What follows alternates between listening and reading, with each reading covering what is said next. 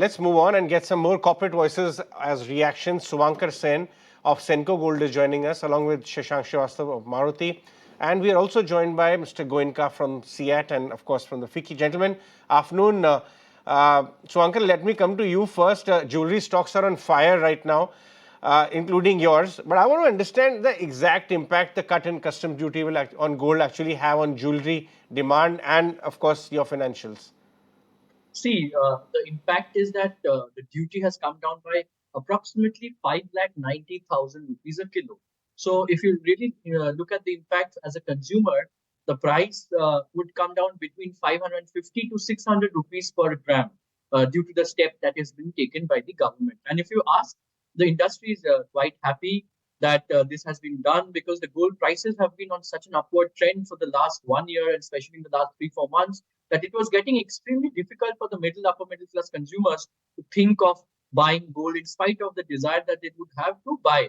But this would make it much more affordable: gold, silver, platinum, and with the festive season coming around, so it would really have a great boost to the industry and to the whole sector, not only at retail, manufacturing, and all the aspects of the business. So that was one part of it. In terms of the impact on the financials, if you really say that there are two parts to it. Companies like us who are playing in a very organized way, we've got all our inventory hedged.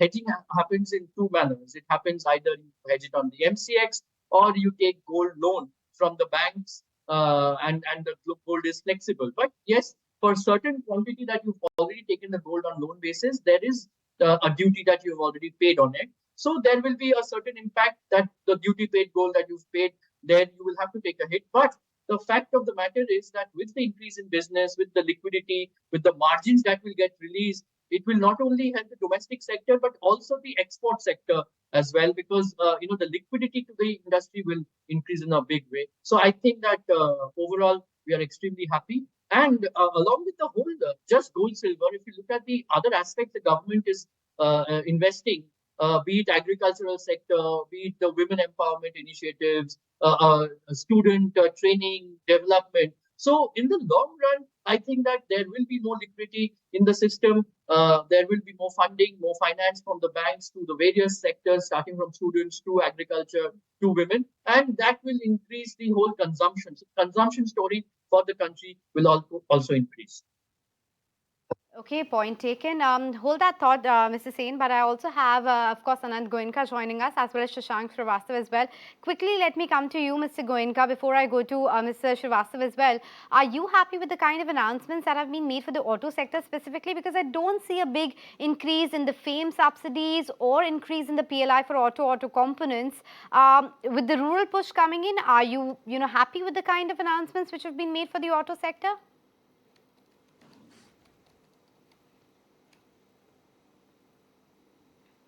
They did not speak much about, but is implied is the continued investment in infrastructure. They've continued to commit the 11 lakh crore that is there, and that will have a positive impact on roads, on over time the multiplier effect on employment, giving cash into the hands of the people, and that will spur demand as well. So while nothing direct, manufacturing sector overall, a lot of focus on job creation and skilling, which will always welcome for the sector, because we have all found that there has been a gap in the quality of people that we've wanted. On the other hand, there is also unemployment. So bridging the two is something that is a very positive initiative. And the third is largely an element of continuity over the various years that have happened, and that story is playing out even in this budget. Is absolutely playing out. Mr. Srivastava, thanks so much for waiting by. What's your sense on the budget and the announcements? Do you really think it's enough to spur the consumption and the discretionary demand? Because while, of course, on one hand, there has been slight tweaking and upward revision of the personal taxation slabs, there are these additional curbs which have come especially for people who are getting the income from the stock markets. Yeah, so I think my views are similar to what Mr. Goenka just mentioned. Which is that what is good for auto industry, whatever is good for the overall economy is also good for the auto industry, and you can see some really positive signs there from the measures which have been seen in the budget.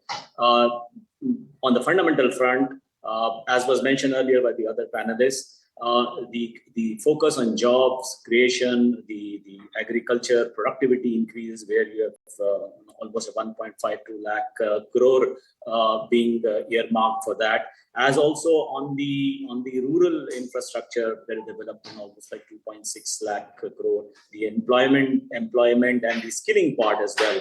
So I think all these would lead to an overall jump for the economy. And presently, the infrastructure spending also indicated at 11 lakh crore. Remember, in the first 2 months of this fiscal, there has been a negative 14% spends on the infrastructure. So that means the balanced part of the year, maybe 25% plus up should be there for the infrastructure spend. All this should contribute to the increase in the overall demand, and that should be positive for the manufacturing industry. By the way, MSMEs also, the credit guarantee scheme, as also the Mudra loan provision, which is the measures taken there, should also help the manufacturing sector. One important thing which I also mentioned in the morning, which is that there are really no big bang things that you can see in the budget, but the fundamentals, the FM has really focused on the fundamentals and on the macroeconomic stability for both the markets as well as the overall fiscal consolidation. So I think overall it's a very prudent sort of budget, and I don't see a negative for manufacturing at all. We've got Rajesh Sharma of Capri Global also joining us in the discussion as corporate reactions are pouring in. Okay, let's allow Rajesh to finish that call. In the meanwhile, I'll go back to Mr. Goenka. Mr. Goenka, the point now is coming in that up till now, the momentum on the capex has been from the government side. They've front-loaded it over the years, as recent as the previous interim budget. So this time they've kept it flat.